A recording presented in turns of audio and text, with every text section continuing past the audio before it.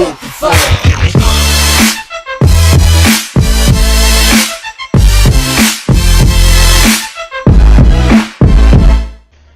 Alright, what is up everyone, Sword Slash here, and thank you guys so much for welcome to my channel. Now today, as you guys can tell from the title, this is gonna be like a story time episode of me getting stitches for my very first time.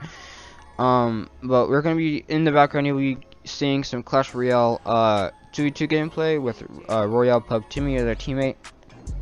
But, so, as of yesterday, I got stitches up for my very first time, as the time I'm recording this commentary right here.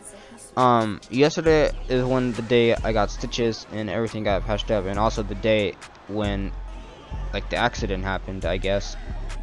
But what happened was, I was at home on my chair playing either Rocket League or Injustice 2. I don't remember which game exactly, but my dog, he was sitting down or laying down right next to me, just sleeping or resting, and he started twitching. So I woke him up, and he was all good. I shook him a little, and he woke up, and he was all good. And then so I kind of leaned in with him. I wanted to cuddle with him to give him comfort, and then all of a sudden he just leaped at me. He just grabbed on my lips and just bit at me. So as you guys can see right here in this picture, you guys can clearly see the chunk of my lip that is gone. And if I sound funny, it's because, I mean, obviously I got stitches on my lips, so that's why. If I sound funny, you know the reason why. But in this next picture here, you guys will be able to see it close up, and also the oxygen tube that's going through my nose. They didn't give that to me when they were doing the operation at first. Like, I didn't even need it, but something happened, and I'll get into that later on as we get to that part of the story here. So after my dog bit me, I ran to get some tissues. I stopped bleeding. I didn't wash down or anything, but I stopped the bleeding. And then I was freaking out, man. I was super freaking out. My own dog just bit me. My lips bleeding. I have a piece of chunk of my lips gone. So I called my dad because he's the one that lives with me, and my mom lives up in further away. But my dad was just right here. He was working, and so was my mom. So I was trying to get a hold of both of them. Neither of them were answering, and I was calling for quite a while. So then I called my grandma, which she kind of lives nearby as well by me, and then so she came over here, and then when she got on her way out, I talked with her. She was heading over here right away, and I was still trying to get a hold of my dad and my mom, because I just wanted to let them know, you know, that this freaking happened. So finally my dad answered, and then he came home from work. He just came home, checked up on me, and he went back to work, saying that he has to get off work. He just has to, because a dog bit me, pretty much. And then finally my mom also answered as well. She called me back, and so then I answered, and now she knows that I have a super bad incident and I need to go to the hospital. But my grandma, she took us over to the urgent care center in our town where we live, and we went in there. They said they could have done it, but it wasn't going to be perfect. It was going to be kind of messed up. So, and they suggested that we should go to the ER, to the Medical Valley Center, if you guys know where that is at in Renton. So we went over there, and they already had somebody waiting for us. The people at the urgent care center were like, yeah, we'll call them. We'll let them know that that someone will be waiting for you, so you guys will be able to get into the room a lot faster than if you went in there normally, so we wouldn't have to wait for a while. So somebody was already there waiting for us, knew we were coming, and apparently they said that also they also had 3 other dog bites that they had fixed up in less than an hour. So like, just all the dogs just went crazy all of a sudden. But that's pretty crazy that they had 3 other patients come in with also a dog bite that they needed to fix up, and then there was me as well. So we went into the room, room 12 as it was, which I know that doesn't even matter to you guys, but it was room 12 we went into.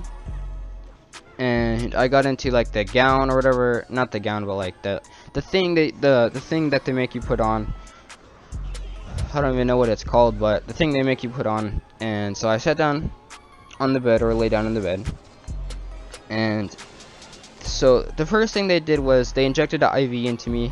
Or they tested my blood pressure and everything when we were coming into the building, and then when we were finally in the room, they injected an IV tube into me. They gave me some antibiotics and some other medication as well for the pain, and also morphine as well. And the nurse said, all right, so you're gonna feel this feeling, you're gonna be like, what is happening to my body?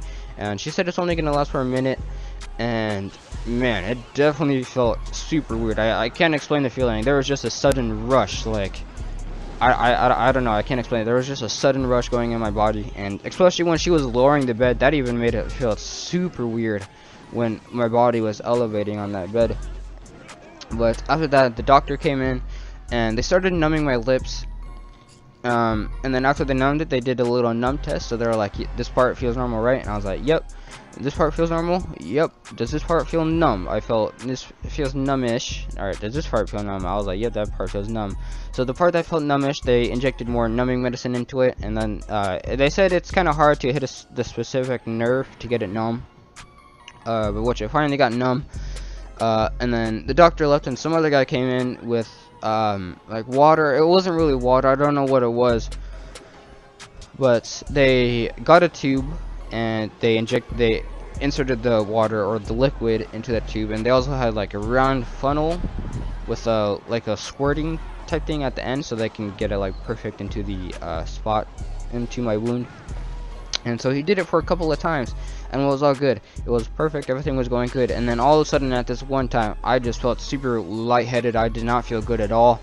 My whole body just got super sweaty all of a sudden. I was gonna pass out. I seriously felt like I was gonna pass out. I did not feel good at all. The doctor, I told him I don't feel good. I feel really like lightheaded, and he was like, oh, like he was definitely worried because that was not supposed to happen. But I mean, these things happen. It just happened super unexpectedly.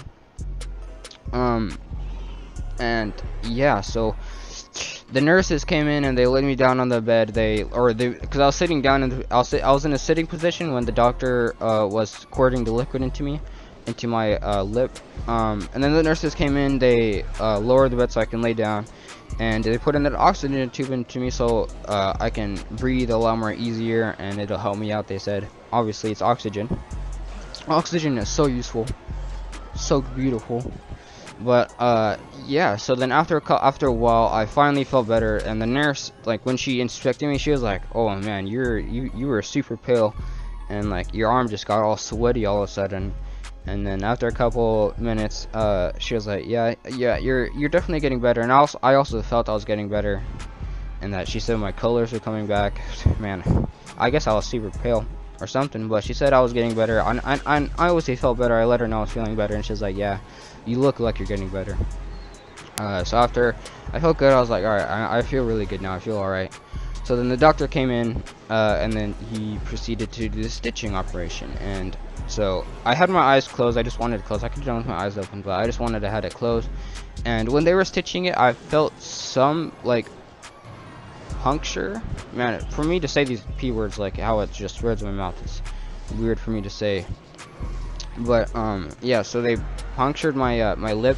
I could felt the needles or whatever, the stitches, like puncturing through my lips and everything. It didn't hurt at all.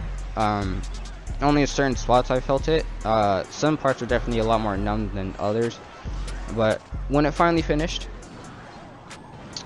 this is a picture here. So when I got back home, this is a picture that I took when I finally got home from the hospital.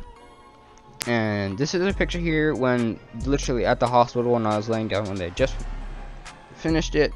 You guys can see it looks a lot better in this picture than in the other picture, but this is how it looks when the doctor is literally just finished stitching it up. And then yeah, they were like, alright, you're all ready to go and everything.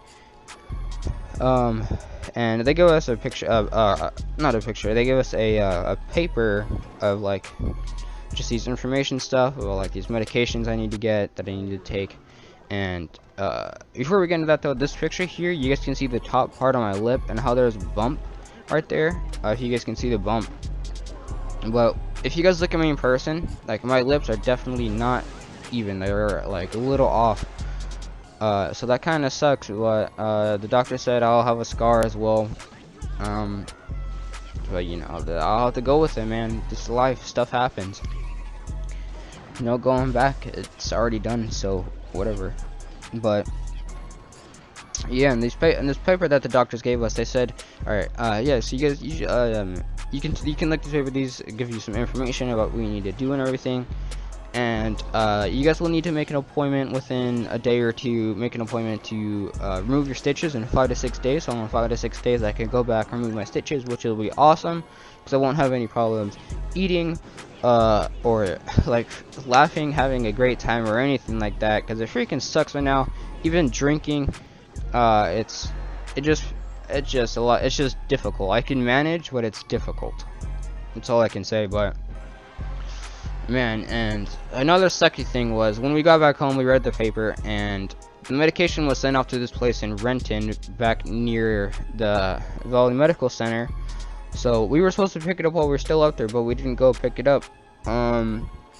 So we're gonna go pick it up, the medication, later today, and I have to take it for 8 days straight in a row to take that medication. And then once I take the medication, hopefully everything is all good. Everything will be back to normal, aside a little messed up lip, but that's fine. You know, it's better than having a busted open lip with a huge hole in it. Not a huge hole, but a pretty big hole in it. At least it's better than having it wide open, you know. And also, guys, for those who are younger, or for anybody in general, if you guys are scared or nervous to go to the doctor or the hospital or anything, you guys will have to. If something's seriously wrong with you, you guys will just have to go. If something is seriously wrong with you, and it might be nervousing or scary, or you might be scared because you don't know what they're doing to you. But just do what they say. Help the doctors, because they're trying to help you. So if you feel lightheaded like how I did, you want to let them know. You don't want to pass out and then they be like, oh, worried because you passed out. You know, you got to let them know you don't feel right, something feels weird.